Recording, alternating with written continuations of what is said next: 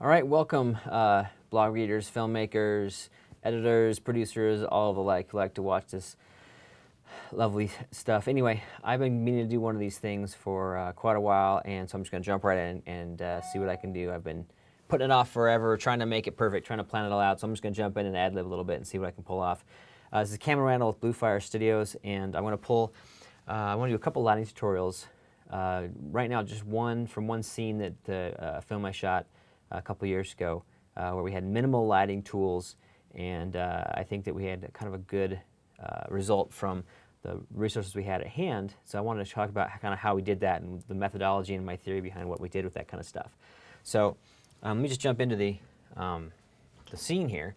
Basically, what we have is a nighttime. This is all nighttime stuff, and it was a ranger station with few windows through it, supposedly moonlight, and there were a few characters in there having a conversation about some stressful situation they were having. So let me just kind of go through and show you what we have.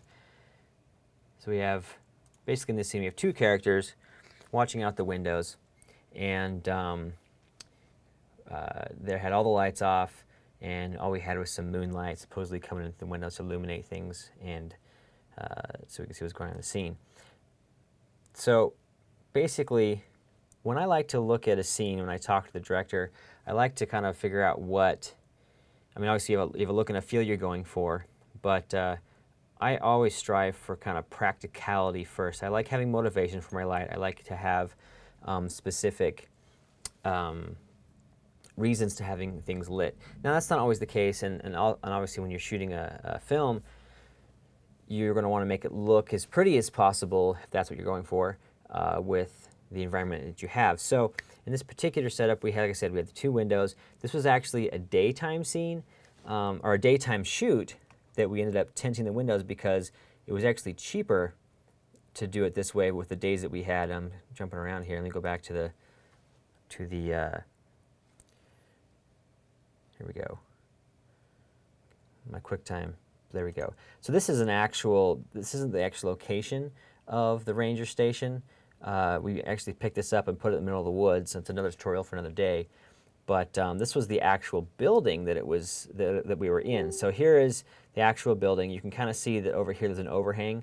What we did is usually what you'd want to do is get a bunch of duvetine, which is a nice blackout cloth that's flame retardant, specifically for filmmaking purposes, specifically for tenting and things like that. But we went and we got some black cellophane from Home Depot, and we hung it along this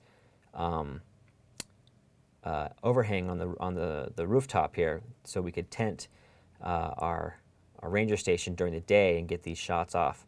So we basically tented this whole thing with the overhang. We had about, I don't know, 2 feet, 3 feet of clearance between the ceiling and the floor to stick something in there.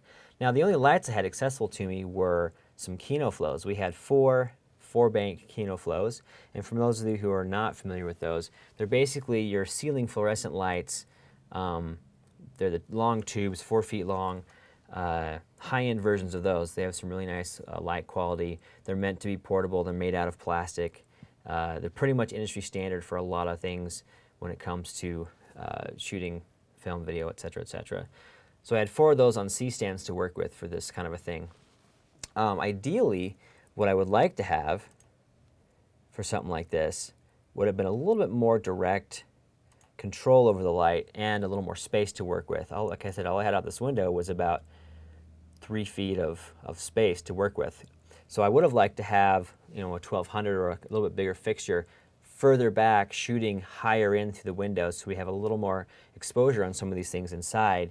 But you use what you can. The Kinos were cheap and we had them. So basically my setup in here is, let me actually pull this into Photoshop, and I'll do a little drawing on screen action. Here's my Photoshop, there we go. Okay, so here we are in Photoshop, so I can do a little demo. Get a nice color we can see here. That's probably a good size. Okay, so when looking at the scene again, talking to the director, we wanted to know, okay, this wants to be dark. We want it to be real contrasty, really pretty. actually that's kind of a good way to hide some of the low budgetness of a thing like this, where we didn't necessarily have enough lights to go in and really detail things out, you know, makeup, set dressing, etc., etc. So we just use a lot of contrast to kind of keep it, to keep the eye where we want it to be. And so the question was, is how do we go ahead and light these characters without making it look like we lit it more or less, and using just those 4 fixtures. So what I did is I stuck a Kino, depending on how we were shooting, I stuck a Kino on this side of the window. It's kind of hard to see because it's actually on the outside shooting in, so you can see the highlight on the frame there. And the same thing over here, I put one over here. And that worked okay. And then I actually had another Kino flow up above, just kind of filling in the ambient just a little bit. And the thing that you're fighting in a thing like this is when you're lighting it, when you want to raise the ambient, a good thing to do is to bounce it, or to have a really, really soft fixture that you can just kind of kiss the walls, you know, take out some of those really dark shadows. And I really should be showing you the raw footage. I should go and find our raw footage so I can show you how it actually looked like before it was colored. It's a little bit darker than I kind of would have done it myself, but I think it still works. So in this particular scene, like I said, I had a Kino right here shooting across so we could get some nice highlight off of our actress's hair right here. Same thing on this actor, so when it came across and shooting the window. And like I said, the one up above is just so we could kind of see a little bit of the room. So the paper, the computer, the desk, things of that nature. Now let me go ahead and move forward a little bit and grab the tights, because I used the same basic setup for the tight shots as well, because we had to move super fast and I didn't have lots of time to relight for every single setup. So for here, I didn't want it to be totally obvious that he was being, you know, lit by something. So I moved the light back as far as I could and over, so we weren't hitting him so much. We were mostly just kind of coming in here and lighting up the blinds like the moonlight was coming through. And then over here we raised the ambient a little bit, so when he looked back, it would have some definition on his face. So we had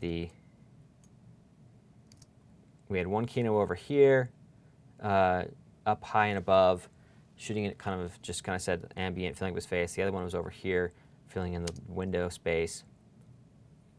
Same with her. So our other Kino is on this side, shooting in at her hair, and the ambient is just kind of filling up the room. So when she turns, we can still kind of see a little bit of her face, but it's still contrasty. It looks like nighttime. You can also see that when the Kino is kind of off to the side here, it's glancing off all this nice dirtiness on the window. So it makes it nice and nasty. One of the things we ran into with the cellophane on the windows, not cellophane, or whatever it is, the black plastic on the tenting, was it was shiny.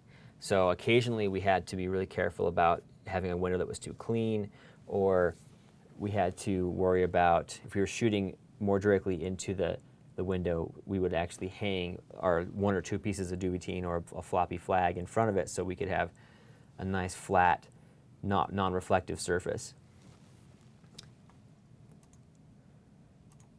So that's pretty much the scene there. So we lit it with, it was actually 3 lights. So we had 4 at our disposal. We were using 3 in this particular scene, 2 for the windows to simulate moonlight, 1 on the inside just to kind of boost the ambient so it wasn't quite so dark so we could see when they turned their heads and stuff. And it turned out great. So next time I'll talk about some of the other scenes we have where it's a little bit more room to play, and it's kind of similar. But any questions, post your comments below, and I hope to do more of these, hope to be a little more prepared, but I hope this was at least somewhat educational and enjoyable, even though it was kind of a glossary over what we had done. And that's all. Thanks a lot for watching.